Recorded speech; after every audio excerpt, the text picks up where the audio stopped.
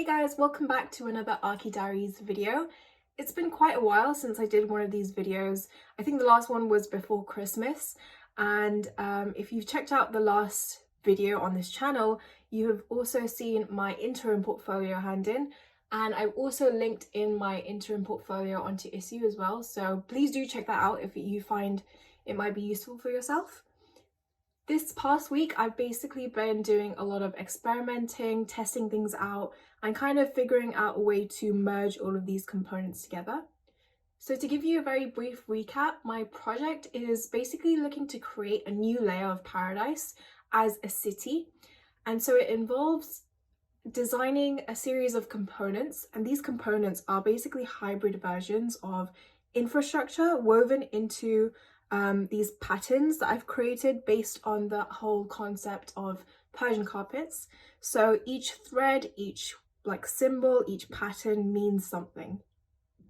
These components are the ones I came up with over Christmas. I did want to do maybe 8 to 10, but I only managed to do 4. I have also got 2 in the work, so they're kind of like a work in progress. And each of these things represent a different type of infrastructure. This one is electricity and power. This is railroads. This is again electricity, but it's kind of like more of an electrical tower.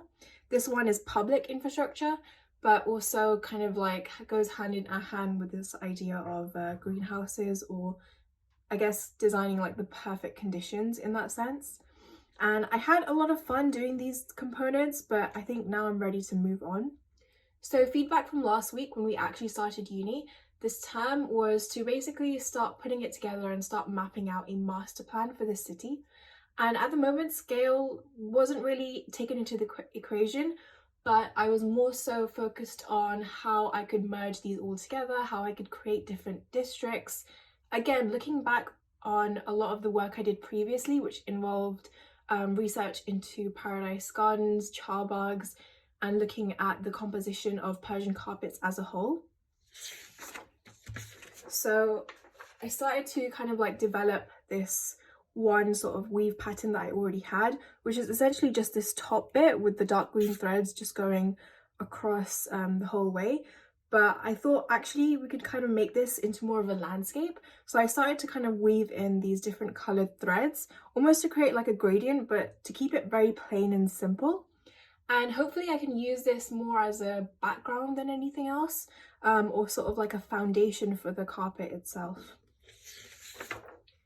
These are some thread tests that I was doing, and honestly this took me way too long. I think I spent 2 or 3 days trying to render these in Modo again, and because Modo is a program that I've been learning for a very short amount of time, it's taken me quite a while, but I wanted to kind of experiment with the texture and materiality of the threads itself and not just keep them as, you know, random chosen colors or whatever.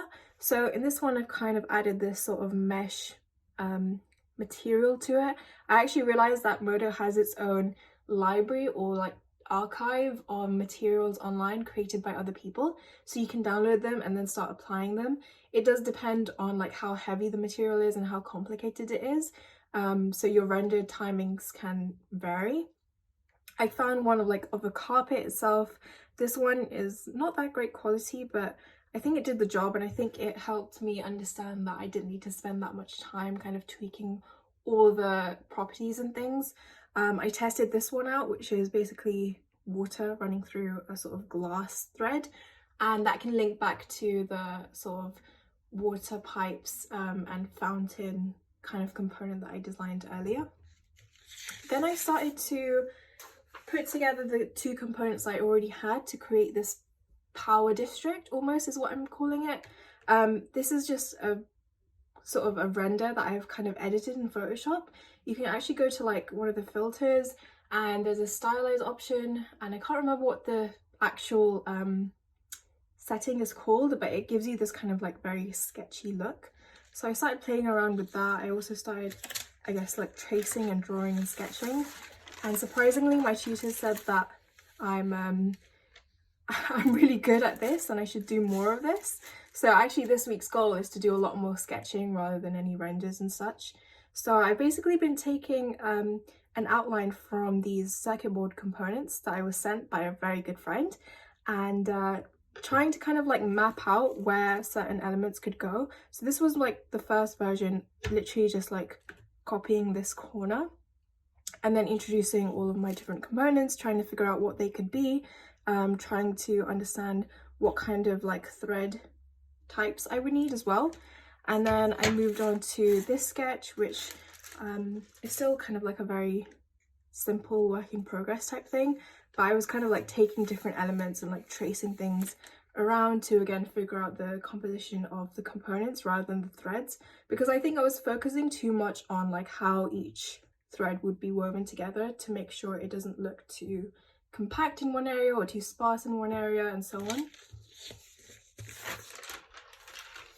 So these are a couple of like versions that I tried. Again, just literally putting together stuff on Photoshop, and these aren't actually like woven together as were the previous components. So this is more just about trying to figure out a good composition.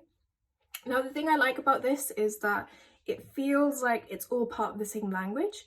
The thing that I don't like about this is that it feels quite random, because obviously the whole point of a Persian carpet is that all the symbols, all the kind of like, I guess, motifs and things are placed in the places where they are for a specific reason, and therefore it creates that pattern.